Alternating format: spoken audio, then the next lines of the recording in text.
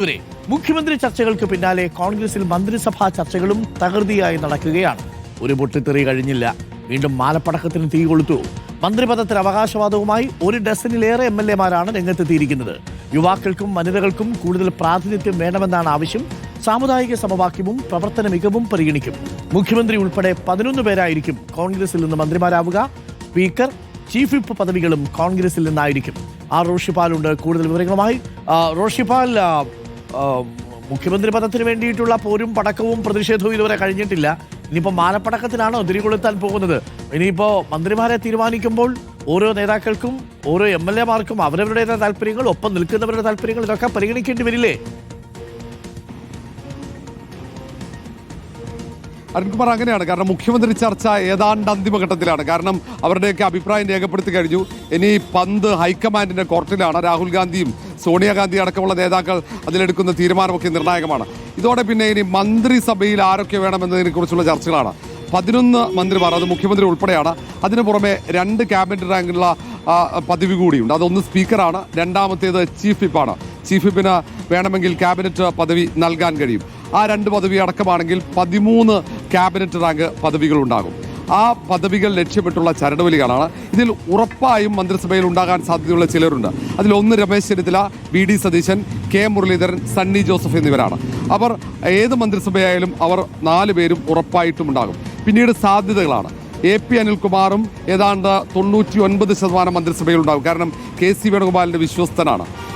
PC Vishwanath, M Liju എന്നിവർ പരിഗണിക്കപ്പെടാൻ സാധ്യതയുണ്ട്. M Liju സാമുദായിക സമവാക്യങ്ങൾ പരിഗണിക്കപ്പെടുമ്പോൾ ലിജുവിനും ബിന്ദു കൃഷ്ണയ്ക്കും സാധ്യതയുണ്ട് എന്നത് ഏറ്റവും പ്രധാനപ്പെട്ടതാണ്. അതിനൊപ്പം സാധ്യതയുള്ളത് T സിദ്ദിഖാണ്. പ്രിയങ്ക ഗാന്ധിയുടെ പാർലമെന്റ് മണ്ഡലത്തിലെ ഒരാൾ, ഏറ്റവും മികച്ച MLA എന്ന് വിലയിരുത്തപ്പെടുന്ന കോൺഗ്രസിലെ ഒരു ജനപ്രതിനിധി എന്ന നിലയിൽ സിദ്ദിഖിനും സാധ്യതയുണ്ട്. TJ വിനോദ് സാമുദായിക പരിഗണനയിൽ ലാറ്റിൻ വിഭാഗം എന്ന നിലയിൽ TJ വിനോദിന് സാധ്യത വളരെ കൂടുതലാണ്. മറ്റൊരാൾ മാത്യു കോൾനാടനാണ്. മാത്യു കോൾനാടൻ KC വേണുഗോപാലിന്റെ വിശ്വസ്തനാണ്. കഴിഞ്ഞ നിയമസഭയിൽ ഏറ്റവും മികച്ച പെർഫോമൻസ് ഉണ്ടായിരുന്നു മാത്യു കോൾനാടന്റെ ഭാഗത്ത് എന്ന് വിലയിരുത്തലുണ്ട്. അതുപോലെ പുറമെ G സുധാകരൻ, പിന്നീട് VP സജീന്ദ്രൻ എന്നിവർ പരിഗണിക്കപ്പെടുന്നുണ്ട്.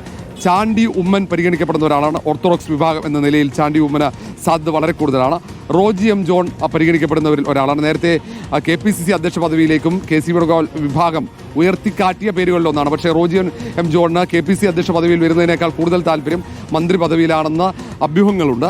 മാത്രമല്ല AICCയുടെ സെക്രട്ടറി കൂടിയാണ് റോജി M ജോൺ. മറ്റൊരാൾ K പ്രവീൺകുമാറാണ്.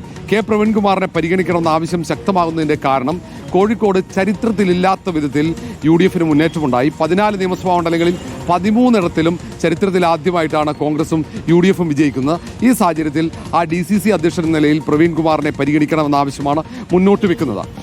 അങ്ങനെയാണ് പ്രവീൺകുമാറിന്റെ പേര് ഉയർന്നു നിൽക്കുന്നത്. തിരുവഞ്ചൂർ രാധാകൃഷ്ണൻ, N ശക്തൻ എന്നിവർ സ്പീക്കർ പദവിയിലേക്ക് പരിഗണിക്കപ്പെട്ടേക്കും എന്ന സൂചനകളുണ്ട്.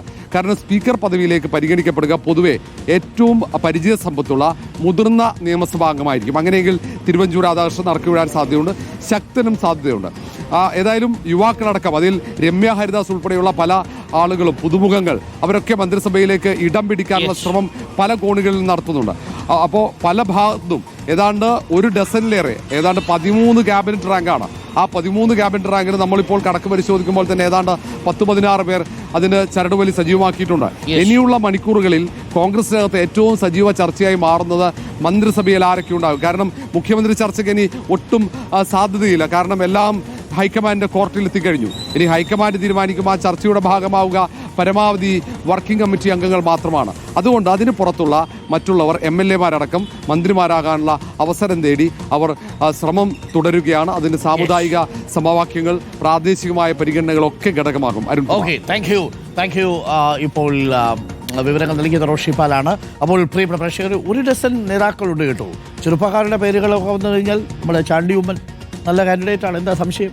അവിടെ ലിജു നല്ല കാൻഡിഡേറ്റ് അല്ലേ? മാത്യു കോൾനാടൻ എന്താ നല്ല കാൻഡിഡേറ്റ് അല്ലേ? അപ്പോൾ ഇവരൊക്കെ നല്ല മികച്ച കാൻഡിഡേറ്റുമാണ്. ചില പ്രാതിനിധ്യം വേണം, സ്ത്രീകൾക്കടക്കമുള്ളവരുടെ പ്രാതിനിധ്യം, ഷാനിമോൾ ഉസ്മാൻ അടക്കമുള്ളവർ, ബിന്ദു കൃഷ്ണ അടക്കമുള്ളവർ, അങ്ങനെ നിരവധി സ്ഥാനാർത്ഥികൾ എല്ലാ പല വിഭാഗങ്ങളിലായിട്ട് കോൺഗ്രസിലുണ്ട്. ഇന്നലെ CR മഹേഷ് ഈ ചർച്ചകളൊക്കെ നടക്കുന്ന സമയത്ത് CR മഹേഷിനോട് ചോദിച്ചു, ഈ ചർച്ചകളൊക്കെ നടക്കുന്നുണ്ടല്ലോ എന്തായി എന്ന് ചോദിക്കുന്ന സമയത്ത് പുള്ളി പറഞ്ഞിട്ട് പോയൊരു വാചകമുണ്ട്, ഒളിപ്പിച്ച് കൊച്ചിനെ ഇല്ലാതാക്കുന്ന പരിപാടിയാ എന്ന് പറഞ്ഞിട്ടാണ് പോയത്. അപ്പോൾ അങ്ങനെ ആകരുത് എന്നുള്ളതാണ്. വലിയ പ്രതീക്ഷയോടുകൂടി ജനങ്ങൾ അധികാരത്തിലേറ്റിയതാണ്.